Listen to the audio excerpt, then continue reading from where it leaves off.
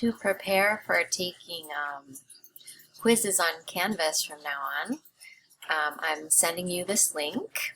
So you'll need to go to the link that I sent you below, getproctorio.com. Before you go to this link, you need to be in the web browser Chrome.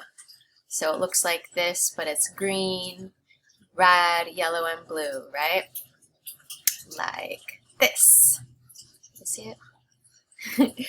So you need to use Chrome when you install this Proctorio, and you need to use Chrome to open up Canvas when you take the quizzes. So you should use Chrome anyway. It's the best browser for Canvas. Okay, so open up Chrome, go to this link, getproctorio.com, and it's going to say install Proctorio Chrome extension. You're going to click here.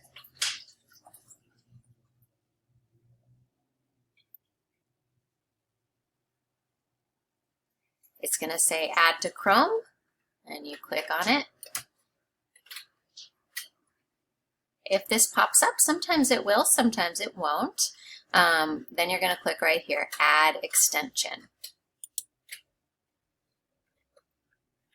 So after you do those 3 steps, you'll see over here, it pops up that Proctorio was added to Chrome, and you'll see this little shield right here.